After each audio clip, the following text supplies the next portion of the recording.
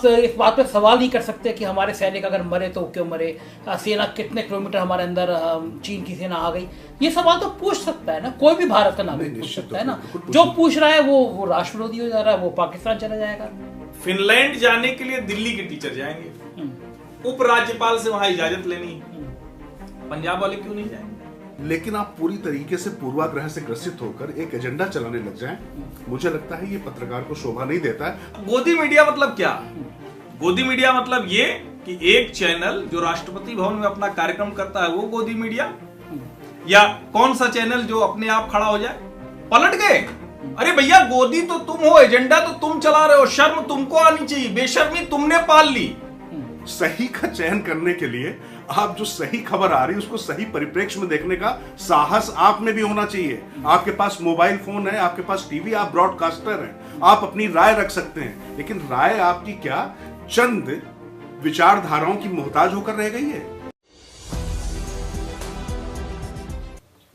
नमस्कार, मैं हूं संजय शर्मा, आप देख रहे हैं 4 PM न्यूज नेटवर्क। आज मैं आपकी मुलाकात दो ऐसी शख्सियत से कराना चाहूंगा जिनकी बातचीत की, जिनके विचारों की पूरी दुनिया दीवानी है। पत्रकारिता की क्षेत्र में जिन्होंने दुनिया में एक नए कीर्तिमान स्थापित किया, पूरा देश उनको सुनता है।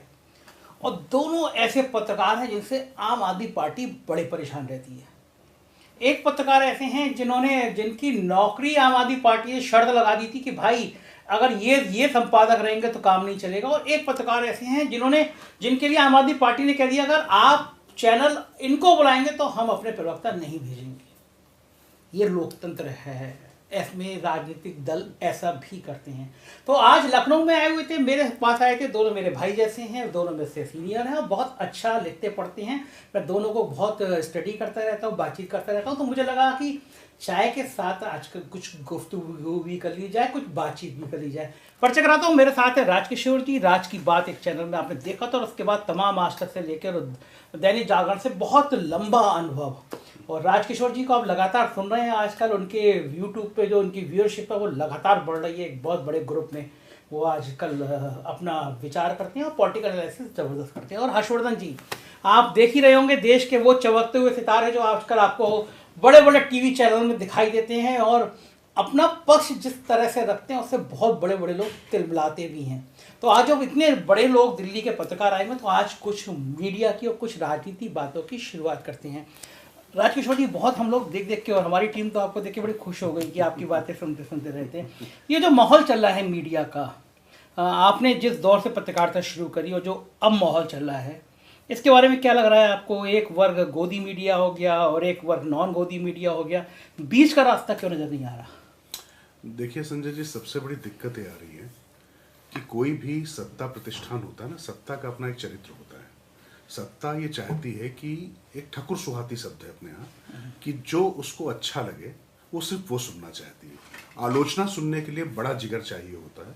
वो मेरे ख्याल से जिस तरीके से राजनीति का स्तर गिरा है, राजनेताओं का स्तर गिरा है, वो सीधे सीधे पत्रकारिता में भी परिलक्षित हो रहा है।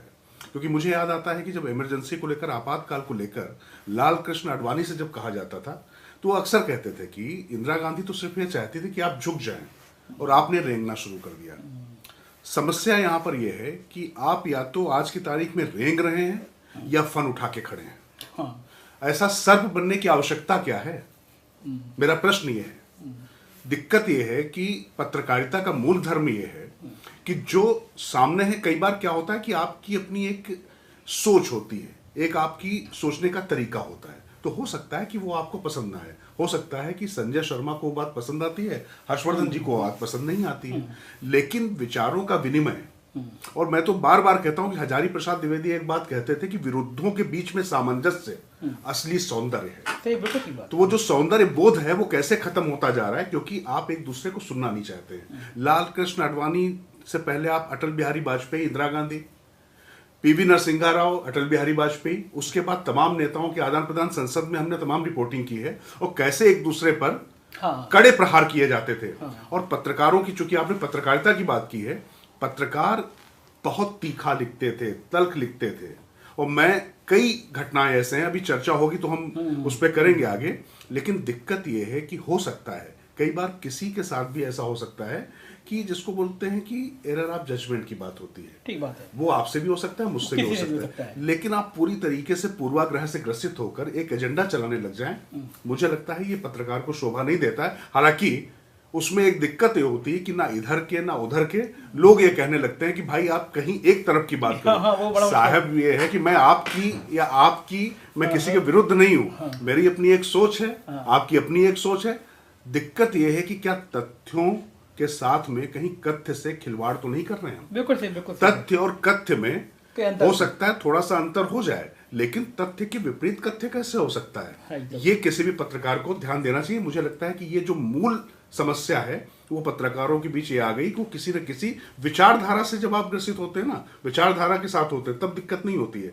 जब आप क्षुद्र स्वार्थों के लिए, क्षुद्र लाभ के लिए किसी के साथ जुड़ते हैं, तब दिक्कत होती है। तब दिक्कत होती है, बिल्कुल। हर्षवर्धन जी का बड़ा मजेदार सा किस्सा आजकल बड़ा चलन में है कि कोई पत्रकार गया, उसने परिचय दिया कि मैं पत्रकार हूँ, तो पलट के पूछा गया किस पार्टी के हो, किस पार्टी से हो? तो आप तो इतने स्थापित जर्नलिस्ट रहे हैं और आप क्यों लेकर आम आदमी पार्टी इतनी नाराज है कि बड़े बड़े टीवी चैनल्स पे उनके प्रवक्ता जान ही नहीं है कि अगर हर्षवर्धन जी आएंगे तो हम नहीं आएंगे, तो इतना क्यों आप उनको परेशान कर रहे हैं, कारण क्या है? नहीं, देखिए है क्या ना कि अब अपनी तो आदत रही नहीं, और हम वो वाले भी नहीं है कि न खुदा ही मिला न विसाले सनम, ये वाली भी इच्छा नहीं रही। दरअसल किसी भी राजनीतिक दल को अगर आप उसको गाली देंगे, अगर आप उसको बुरा भला कहेंगे, और राजनीति में तो गालियां खाकर लोग बड़े होने का एक नया तरीका भी, लेकिन अगर आप तथ्य के साथ नेता को बोलने लगेंगे, तथ्य के साथ किसी पार्टी को आईना दिखाने लगेंगे, उसकी शक्ल साफ साफ दिखाने लगेंगे, आप उसकी शक्ल पर अगर गंदगी फेंकेंगे तो वो खुश होता है, वो कहेगा देखिए अपना एक उसका एक नए तरह का समर्थक वर्ग तैयार होता है। लेकिन अगर आप उसकी शक्ल पोंछ कर कहें कि भाई साहब ये आपकी शक्ल है, आम आदमी पार्टी को नहीं बर्दाश्त हुआ होगा। और मुझे लगता है कि ये किसी भी पार्टी को शायद न बर्दाश्त हो, लेकिन आम आदमी पार्टी चूंकि ज्यादातर उनके झूठ पर खड़े हुए, उनको एक राज्य की सरकार, अभी एक उदाहरण है, मैं तो कहता हूं कि लोगों को ये सुनना चाहिए, 4 PM संजय भाई का चैनल है, वो बड़ा खूबसूरत बातें करता है। फिनलैंड जाने के लिए दिल्ली के टीचर जाएंगे, उपराज्यपाल से वहां इजाजत लेनी है, पंजाब वाले क्यों नहीं जाएंगे? पंजाब वालों को क्या राज्यपाल से इजाजत लेनी है? नहीं लेनी है। जहां उपराज्यपाल से इजाजत लेनी है वहीं के टीचर जाएंगे, क्योंकि अरविंद जी को तख्ती लेकर प्रदर्शन करना वही आएगा।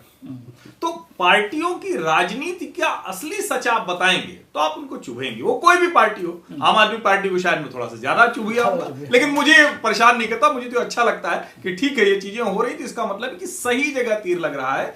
जिस बात के लिए पत्रकारिता होती है वो हम थोड़ा बहुत ही सही कर पा रहे हैं। हर्षवर्धन जी, एक बड़ा प्रचलन शब्द आ गया गोदी मीडिया, तो जो सत्ता की तरफ बात करता है, सत्ता के पक्ष में बात करता है, लोग उसको गोदी मीडिया कहने लगते हैं। क्या ये शब्द, ये चलन ठीक है? और अगर है, आया है, कहीं पैदा हुआ तो क्यों पैदा हुआ, क्या मजबूरी थी ये पैदा हुआ? मैं इस पे थोड़ा सा बहुत गंभीर बात एक करना चाहता हूँ। और मैं अभी संयोगवश इंदौर में एक साहित्यिक सोशियो कल्चरल फेस्टिवल होता है लिटचौक, तो मैंने वहां भी ये बात कही थी। आप गोदी मीडिया जब कहते हैं तो भारत में गोदी किन संदर्भों में? भारत में गोद होती माँ की, परिवार की गोद होती, बड़े की गोद होती, छांव होती, वात्सल्य है, स्नेह है, संस्कार है। इसका मतलब आप उसके विरोधी हैं क्या? आप अगर गोदी मीडिया कह रहे हैं तो क्या आप भारत के परिवार व्यवस्था के, माँ की गोद के, वात्सल्य के विरोधी हैं क्या? और किसने ये कहा? अब आप, मैं जानता हूं कि आप संजय शर्मा है 4 PM वाले, इसलिए लाइन काटेंगे नहीं। हाँ बिल्कुल, रवीश ने कहा, रवीश कुमार ने कहा। हाँ। कौन रवीश कुमार? 27 साल जो प्रणव राय राधिका राय की गोदी में बैठा रहा। तो गोदी मीडिया कौन? इनमें तो नौकरी कर रहे थे वहां पे। हाँ, यही सवाल है। जिस आदमी को 27 साल में ये साहस नहीं हुआ कि नौकरी छोड़कर अपना काम कर पाए, वो दूसरे लोगों पर कहता है कि गोदी मीडिया हो गए। लेकिन हर्षवर्धन जी, और गोदी मीडिया मतलब क्या?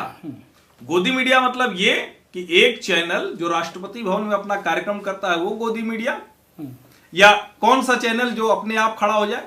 और हम तो 2014 नवंबर, नरेंद्र मोदी की सरकार मई 2014 में आई, 2014 नवंबर से मैं स्वतंत्र पत्रकार हूं। लेकिन रवीश कुमार की नजर में अगर ठीक भी बात कोई कर रहा है, सरकार के अच्छे कामों की बात कर रहा है, तो गोदी मीडिया हुआ। किसान आंदोलन हुआ, मैं निजी तौर पर कृषि कानूनों के पक्ष में हूं। मैं कहता हूं कि जिस दिन नरेंद्र मोदी ने किसान कानून वापस लिया वो इतिहास का काला दिन है। हिम्मत है किसी में कहेगा? नहीं कहेगा, अगर वो सचमुच मोदी सरकार की गोदी मीडिया होगा।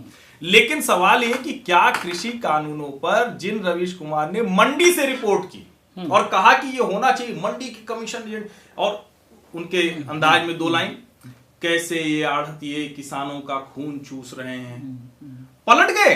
अरे भैया, गोदी तो तुम हो, एजेंडा तो तुम चला रहे हो, शर्म तुमको आनी चाहिए, बेशर्मी तुमने पाल ली। अगर किसान के पक्ष में होते तो कहते कि नरेंद्र मोदी सरकार की 50 कमियां हैं। मैं रवीश कुमार कहता हूं कि ये नरेंद्र मोदी सरकार इन मुद्दों पर गलत है, लेकिन आज इसने साहस का काम किया है। जो काम नरसिंहा राव ने इंडस्ट्रीज के लिए किया, वो चमत्कारिक काम किसानों के लिए मोदी सरकार कर रही। क्यों नहीं कहा आपने? लेकिन हर्षवर्धन जी, ये एक विवाद का विषय इसलिए क्योंकि देश के किसान सड़क पे थे, धरने पे थे, और कानून गलत होगा तभी प्रधानमंत्री जी ने वापस दिया। लेकिन जैसा आपने सवाल का पड़ा रहा है, राज का रहा है, किसी भी संस्थान में नौकरी करना होता है, वो नौकरी कर रहे थे रवीश कुमार। लेकिन मैं इससे इतर बात पूछता हूँ, पत्रकार का क्या काम है, सत्ता से सवाल करना या विपक्ष से सवाल करना? पत्रकार का काम है मुद्दों पर सवाल करना। ये एक बड़ी कमाल की अवधारणा की गई कि पत्रकार का काम है सत्ता से सवाल करना। तो मतलब कौन सा सवाल करना? नरेंद्र मोदी सरकार से रोजगार पर, महंगाई पर, मैं नाम लेके कह रहा हूं, नरेंद्र मोदी की सरकार से रोजगार पर, महंगाई पर, विकास पर, जो भी मुद्दे हैं उस पर सवाल होना चाहिए। लेकिन क्या सिर्फ इसलिए सवाल होना चाहिए कि कोई एक नेता सत्ता से बाहर चला गया तो हमारा काम है कि उस नेता को किसी भी तरह ला के बैठा दो? Launch, relaunch, relaunch 1, relaunch 2, relaunch 3, relaunch, कितने रिलॉन्च कराओगे भाई? और रिलॉन्च कराने के लिए जो पत्रकार जाते हैं वो ज्यादा बड़े गोदी मीडिया हुए जो मुद्दों पर बात कर रहे हैं। इशू बेस्ड जर्नलिज्म जब तक रहेगा तब तक वो पत्रकारिता समाज के हित के लिए होगी। जब आप व्यक्ति के हिसाब से, पार्टी के लिहाज से, और बताइए सत्ता में कौन है? भारतीय जनता पार्टी एक राज्य में सत्ता में है तो छत्तीसगढ़ में दूसरी पार्टी है, दिल्ली में दूसरी अलग पार्टी है, तेलंगाना में अलग पार्टी है, आंध्र प्रदेश में अलग पार्टी है, पंजाब में अलग पार्टी है। सवाल ये कि हम जब ये कहते हैं कि सत्ता के खिलाफ, तो कैसे हो जाता है कि जो ममता बनर्जी सत्ता में है उनके खिलाफ कोई बोलता नहीं?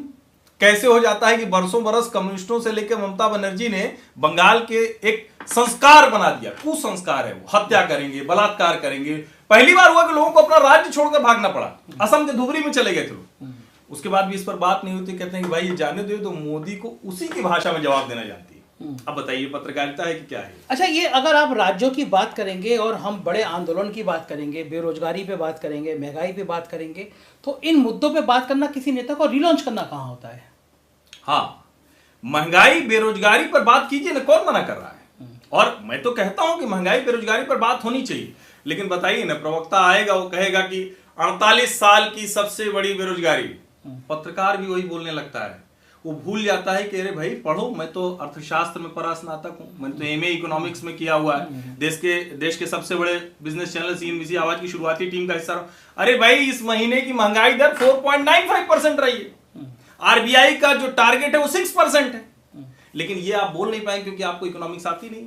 आपको सिर्फ बोलना है कि महंगाई ने देश को परेशान कर दिया है। महंगाई बेरोजगारी इस देश का मुद्दा है, लेकिन क्या सरकारी नौकरी देके सबको रोजगार मिल सकता है? नहीं मिल सकता है। क्यों? क्योंकि आप वो आंकड़ा छिपाते हैं कि अटल बिहारी वाजपेयी की सरकार के समय से सरकारी नौकरियां जो गिरनी शुरू हुई, मनमोहन सिंह के समय में बहुत नीचे चली गई, नरेंद्र मोदी के समय में वैसी की वैसी है, उसमें कोई परिवर्तन नहीं आया। लेकिन आपको अभी के आंकड़ों पर बात करनी, और इसीलिए जो सिलेक्टिव जर्नलिज्म होता है वो टारगेटेड जर्नलिज्म है। आप इशू बेस्ड करिए ना, वो तो पत्रकारिता का धर्म सबको करना चाहिए। राकेश्वर जी, आप इस बात से सहमत हैं कि एक बड़ा वर्ग जो है वो सत्ता से सवाल नहीं करता, वो विपक्ष से सवाल करता है? कोई बड़ा मुद्दा होता है, राहुल गांधी कहाँ हैं, बाकी विपक्ष के नेता कहाँ हैं, तो उसके लिए उसको गोदी मीडिया कहा जाता है। तो क्या ये माना जाए कि जो सवाल कर रहा है, जैसे हर्षवर्धन जी ने कहा कि वो भी एक विचारधारा से प्रभावित है, इसलिए दूसरे पे हमला कर रहा है, बीच का रास्ता क्यों नहीं निकल रहा? क्यों देश का एक बड़ा वर्ग गोदी मीडिया के नाम को प्रचलन में ला रहा है? दरअसल मुझे लगता है बहुत गंभीर विषय है। और अच्छा देखिए, एक चीज रोक के देखिए, आप उधर बैठे हैं, मैं इधर बैठा हूँ। हाँ, बीच में राकेश्वर जी बीच में बैठे हुए, तो अब इनकी जिम्मेदारी बनती है कि बीच का रास्ता बताएंगे। नहीं, मैं बीच का रास्ता खैर पता नहीं मैं बताने में सक्षम हूँ या नहीं, लेकिन जो भी मेरी अपनी सीमित क्षमताएं हैं और जो मेरी समझ है उसके आधार पर मैं एक चीज बहुत जिम्मेदारी से कहना चाहूंगा। पहले तो क्या हुआ है कि ये जो मोबाइल फोन हमारे हाथ में आया और ये जो हम करने जा रहे हैं, ये एक क्रांति है। पहली बात तो ये है कि टीवी या अखबार पहले एक तरफा संवाद होता था। हाँ। कि जो पत्रकार ने बताया, जो संपादक की इच्छा है वो बता दी। अभी आप सीधे संजय शर्मा अगर 4 PM में बात कर रहे हैं तो संजय शर्मा को ये कलेजा रखना पड़ता है कि उनके करोड़ों जो दर्शक हैं वो उनकी बात, उनकी अपेक्षाएं उन तक पहुंचेगी। आपने अगर गलत कहा है तो वो आपको तुरंत बताएंगे। हर्षवर्धन जी आज की तारीख में जाने माने यूट्यूब ब्लॉगर हैं, और आप जब कुछ कहते हैं तो पक्ष और विपक्ष दोनों तरफ से उन पर भी सवाल होते हैं। लेकिन इसके साथ में एक बड़ी दिक्कत आ गई है।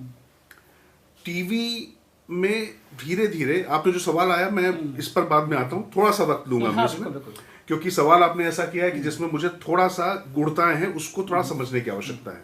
पहली बात तो यह है कि टीवी में या अखबार में बहुत एक सोची समझी रणनीति के तहत एक समय में एक माना गया राइट है, एक माना गया लेफ्ट है, ठीक है ना। इसके बीच में माना गया कि बुनियादी जो मूल्यों से जो समझौता करते हैं वो कांग्रेस है, और जो बुनियादी मूल्यों से समझौता कौन कर रहा है उसमें अगर आप देखेंगे तो लेफ्ट के जो करीब वाले जर्नलिस्ट थे वो धीरे से उनके पास आए। आप ये बिना किसी में झिझक के कह रहा हूं, और मुझे कोई दिक्कत नहीं, कोई लेफ्ट हो सकता है, कोई राइट हो सकता है, क्योंकि दो धाराएं अगर हैं तो हैं, उसके साथ में आपको कोई समस्या वाली बात नहीं। लेकिन दिक्कत ये है कि जो लेफ्ट में था वो जब राइट में आया तो जो राइट वाला जो व्यक्ति वो कर रहा था उसके साथ उसने अपने हित साधे या नहीं साधे। प्रश्न ये नहीं कि राइट वाला सवाल कर रहा है, लेफ्ट वाला सवाल कर रहा है, क्योंकि मैं एक बात बिल्कुल मानता हूं कि सत्ता का अपना एक चरित्र होता है, और सत्ता में आने के बाद सब वही करते हैं, और ये जो नई राजनीति वाले उन्होंने भी वही किया, बल्कि उससे ज्यादा कुछ आगे किया जो पहले होता चला आ रहा था। कुछ नया नहीं किया उन्होंने। सत्ता हासिल करने के लिए जितने षड्यंत्र होते हैं, जितनी नीचताएं होती हैं राजनीतिक जगत की, सारी की गई। पत्रकार उसका टूल बने। अब आप देखिए कि धीरे धीरे संस्थानों में पहले कौन लोग पत्रकार संपादक लगाते थे। ये माना गया कि अगर आप वामपंथी हैं, मैं बिल्कुल खुलकर कह रहा हूं, मेरे पहले संपादक प्रोफेसर वीरेन डंगवाल वामपंथी होते थे, वो CPI ML के होते थे, लेकिन उसके बाद भी उनके अपना एक वैचारिक अधिष्ठान था, उसमें कोई दिक्कत नहीं थी।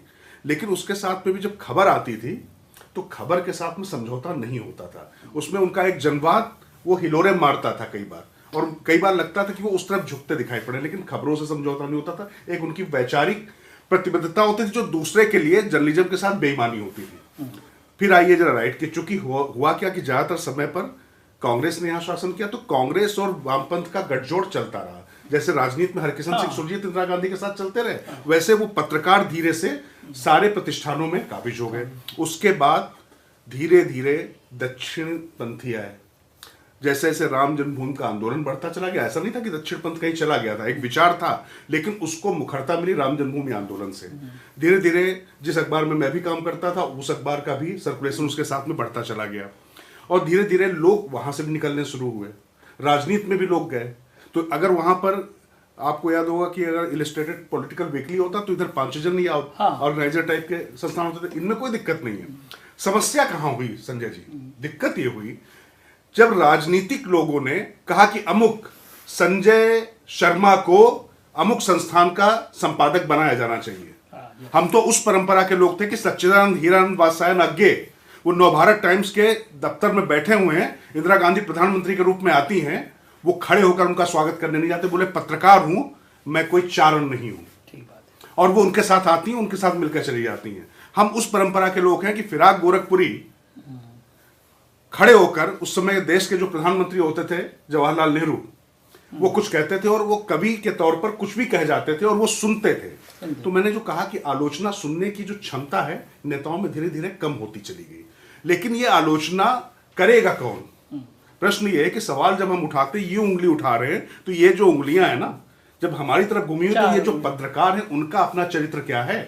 अरे आप किसी पॉलिटिकल पार्टी का एजेंडा चलाने के लिए आपने समझौते पर समझौते के, और समझौतों की कोई सीमा नहीं, पत्रकारिता की जो गिरने की नई ऊंचाइयां आपने स्थापित की, इसके लिए जिम्मेदार आप क्या पॉलिटिकल लोगों को देंगे? खुद ही हैं आप, खुद ही राजनीतिक लोग तो पूरी तरीके से सत्ता सब कुछ अपने तरीके से अपने कब्जे में करना चाहते हैं। मैं अभी बाहर आपके तमाम चीजें देख रहा था, अभी माना जाता है कि आप अखिलेश यादव के बहुत साथ रहे हैं, इस तरीके की तमाम चीजें आपके बारे में सुनता रहा। मैं अभी गायत्री प्रजापति के खिलाफ और तमाम उनके मंत्रियों के खिलाफ भी मैंने वो तमाम हेडिंग्स देखी।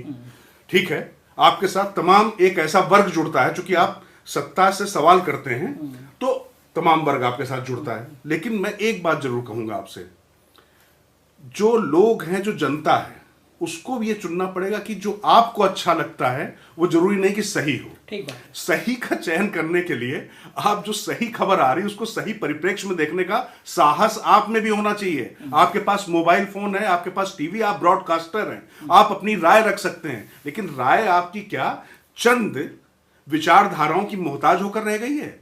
और विचारधारा तो जाने दीजिए, कुछ पॉलिटिकल पार्टीज जिस तरीके से अपना एजेंडा चलाती हैं, आप 2 रुपए 25 पैसे, जो आप एक दूसरे, आप 25 पैसे के ट्रोल हो, आप 2 रुपए के ट्रोल हो, आपने अपनी हैसियत क्या बना ली है? आप किसी पार्टी के अनुयायी हो सकते हैं, आप किसी पार्टी के समर्थक हो सकते हैं। जी, ये शुरुआत किसने की? जो लोग बरसों बरस टीवी संस्थानों की नौकरी करते, बड़े बड़े पदों पर रहे, बरसों बरस संपादक की कुर्सी पर रहे, जब उस कुर्सी से खारिज कर दिए गए, गिरा दिए गए, तो उन्होंने सबको कहना शुरू कर दिया कि ये तो पत्रकारी नहीं।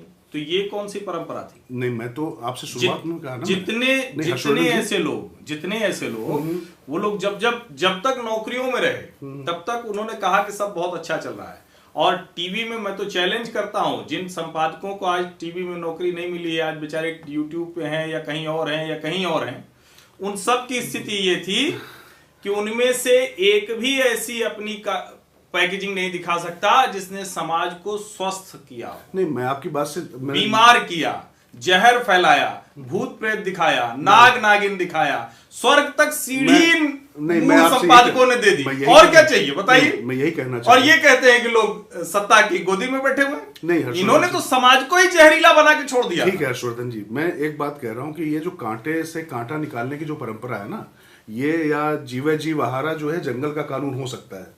लोकतंत्र में क्या होता है कि अगर कोई एक बुराई है तो उसको दूर करने के लिए आपने हो सकता है कोई माध्यम लिया हो, लेकिन सत्ता में जाने के बाद, लेकिन एक बात से तो मैं बिल्कुल पूरी तरीके से इत्तेफाक रखूंगा, जो सवाल, चूंकि सवाल आपसे पूछा गया था लेकिन जवाब मैं आप दे रहा हूं संजय जी को, कि निश्चित तौर पर जो भी सत्ता का पक्ष होगा ज्यादा जवाबदेही उसकी होगी, बिल्कुल। सवाल उससे ही पूछने पड़ेंगे।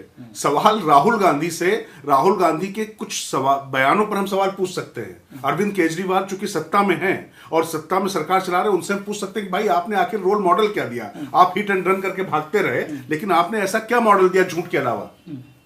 राहुल गांधी से हम ये नहीं पूछ सकते हैं कि आपके दादाजी ने जो है चीन की समस्या का बेड़ा गर्क करके दिया।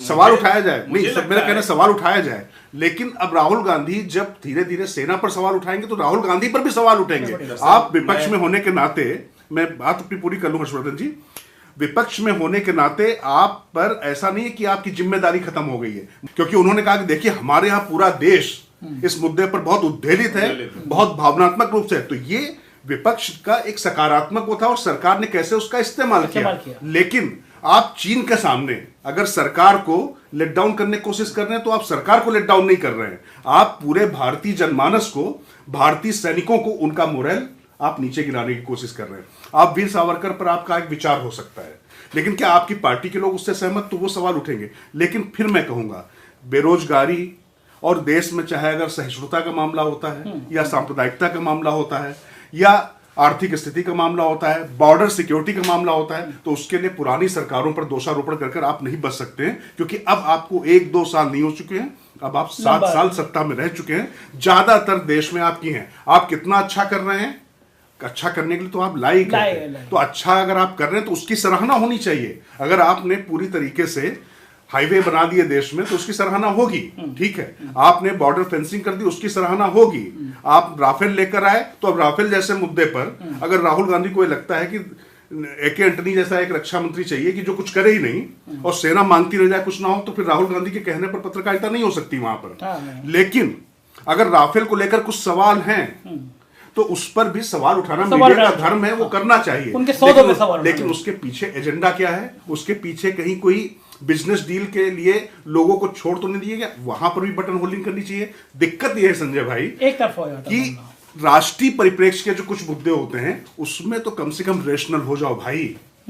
ये बहुत बड़ी दिक्कत है। पत्रकार होने से पहले आप हिंदुस्तानी हैं, भारतवासी हैं, आप अपनी इस जिम्मेदारी से कोई नहीं बच सकते। लेकिन राजकिशोर जी, अगर चाइना हमारे देश में आ रही है, हमें सही जानकारी नहीं दी जा रही है, तो उस पर सवाल करना एकदम ये कहता होता है कि आप इस बात पर सवाल नहीं कर सकते कि हमारे सैनिक अगर मरे तो क्यों मरे, सेना कितने किलोमीटर हमारे अंदर, चीन की सेना आ गई, ये सवाल तो पूछ सकता है ना, कोई भी भारत का नागरिक पूछ सकता है ना। जो पूछ रहा है वो राष्ट्र विरोधी हो जा रहा है, वो पाकिस्तान चला जाएगा, ये भावना भी तो पैदा हो रही है। पहली बात तो एक दिक्कत ये हुई है कि सरकार या सत्ता पक्ष को कोई सवाल पसंद ना आए, कोई व्यक्ति ना पसंद आए, तो वो बॉर्डर पार करके चला जाए, ये सरकार तय करने वाली कोई नहीं होती है। सीधी सी बात है, पहली बात तो ये बिल्कुल सही है।